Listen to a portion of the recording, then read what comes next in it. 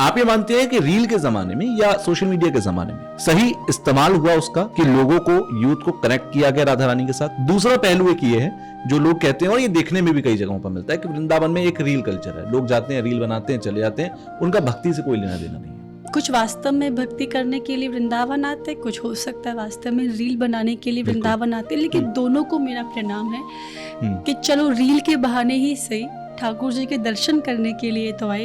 एक बार रील बनाने के लिए आएंगे और अगली बार ठाकुर जी की सेवा करने के लिए आएंगे। एक बार आइए, मैं कहती हूँ कोई। आप ये मानते हैं कि रील के जमाने में या सोशल मीडिया के जमाने में सही इस्तेमाल हुआ उसका कि लोगों को, यूथ को कनेक्ट किया गया राधा रानी के साथ? दूसरा पहलू एक ये है जो लोग कहते हैं, और ये देखने में भी कई जगहों पर मिलता है, कि वृंदावन में एक रील कल्चर है। लोग जाते हैं, रील बनाते हैं, चले जाते हैं, उनका भक्ति से कोई लेना देना नहीं है।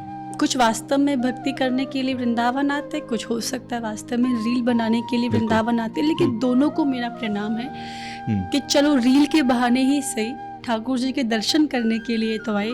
एक बार रील बनाने के लिए आएंगे और अगली बार ठाकुर जी की सेवा करने के लिए आएंगे। एक बार आइए, मैं कहती हूँ कोई भी भाव लेकर अपने मन में आप आइए। मैं कहती हूँ भगवान से प्रेम करो, चाहे छल से करो, चाहे कपट से करो, चाहे डर से करो, चाहे भय से करो, चाहे प्रेम से प्रेम करो, चाहे द्वेष से, चाहे कोई मांगने के लिए, कोई स्वार्थ से, किसी भी रूप में प्रेम करो, आप करो। स्वार्थ है ना आपको भगवान से कि इनसे प्रेम करेंगे तो ये मिलेगा, कोई बात नहीं, करो। उससे नहीं मांगोगे तो किससे मांगोगे? कोई भी भाव लेकर अपने मन में आप आइए।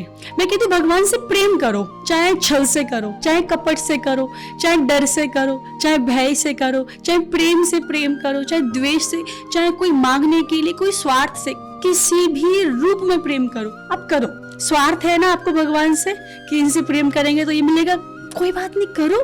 उससे नहीं मांगोगे तो किससे मांगोगे?